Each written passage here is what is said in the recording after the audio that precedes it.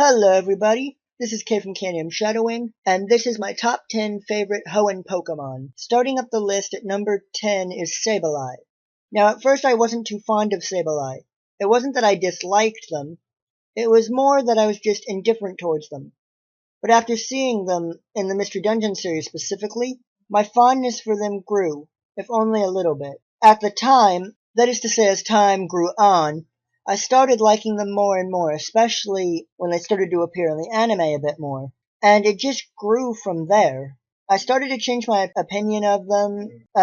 Sadly, my growing fondness for them aside, I don't really have much experience with them. Sableye is really rare in the Ruby and Sapphire games, and Emerald especially. So I really haven't played with it that much to really grow an attachment to it. The main reason it's on this list is that it's pretty funny. The voice for it they do in the anime makes it seem like a jokester or a trickster, and being a ghost type, well, it fits it. But that's probably why it's number 10 on this list and not higher. Just not enough true experience with it. Number 9 is Aggron.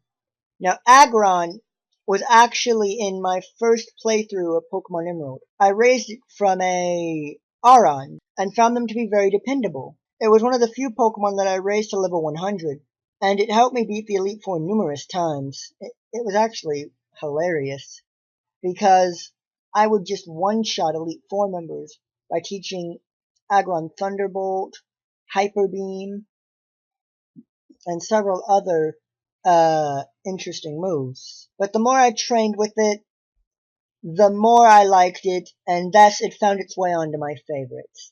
Number 8 is Walrein. Now, Walrein was actually one I disliked originally, until I battled with it in Pokemon XD Gale of Darkness. It, alongside Houndoom, made a devastating tag team with fire and ice combined with its water abilities that pretty much swept my competition away. On top of being a dull water ice type, which are two of my favorite types, which I will discuss later in a later video, it was actually pretty good. And unfortunately though, it rarely appeared in the anime, making it not very memorable to me outside of Pokemon XD Gale of Darkness, preventing me from placing it further up on this list. Number 7 is Crawdaunt. Even before I got Ruby and Sapphire, I instantly liked its pre-evolution Corphish. And when I finally did get the games, I was psyched. After seeing Crawdaunt, I couldn't be happier. The design improved on the qualities that instantly drew me to Corphish, and gave it a very don't screw with me attitude that I liked. Being a dual water dark type, it reinforced this message in my mind, and I saw it as a cooler version of Kingler, to be honest. The only flaw I could find was the star that seemed to appear randomly on its forehead, but that was quickly overlooked by its interesting moveset. Moving on to number 6, the Viper. After seeing it, I first thought it was just a replacement for Arbok, which I wasn't too keen on at the time, because I like Arbok. Its visual outlook drew me in with its mesmerizing color, as well as its interesting rivalry with Zangoose, adding the Poison Tail move that I ended up thinking was an amazing upgrade to the traditional Poison Sting ability Arbok had, and I quickly fell in love with this Pokemon. Sadly, I never got a chance to catch it and train one myself, but other than that sad detail, I ended up adoring Seviper. Number 5 is Sharpedo. Since I was little, I was always fascinated for water and its creatures, especially sharks. Although you get Sharpedo pretty late in the game, which means I didn't get much time to really bond with it, it is well worth the wait. With its dual water dark typing, it makes a scary combo, adding its rough skin ability to inflict damage after a physical attack can be devastating if used properly, and makes it overall a true terror of the deep. Number 4 is Swallow. While it doesn't have the speed of a Pidgeot, Swallow is not slow at all. While battling with it, I found it seemed to have the first turn quite a lot when taking down my opponents. It being one of the first Pokemon I raised in Ruby and Sapphire as a Talo, the memorability of it just skyrocketed, close with my starter. Number 3 is Linu. Now, originally, this is another Pokemon I was indifferent with. It wasn't until I caught it in my Let's Play of Pokemon Emerald that I started to really appreciate it, mainly due to its pickup ability. While it does have many weaknesses, fighting being one of them, its speed makes up for that, along with its move pool. Number 2, Mightyena.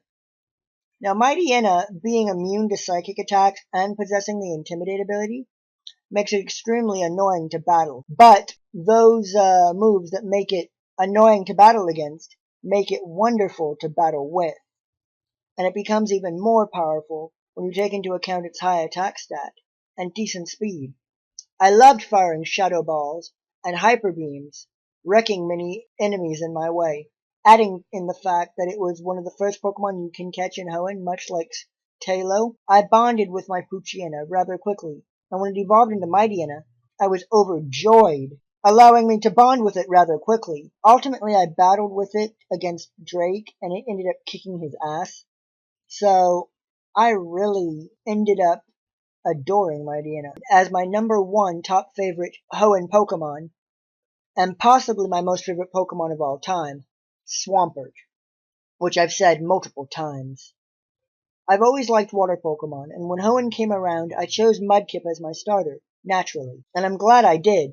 Once it evolved to Marshtomp, it lost its weakness to electricity, which it retained as a Swampert.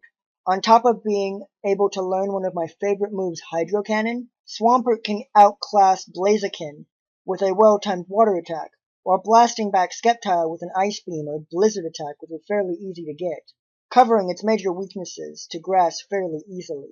And being that it's a starter, you bond with it rather well and rather quickly, and throughout the game, I just loved it. And there you have it. That's my top 10 Hoenn Pokemon.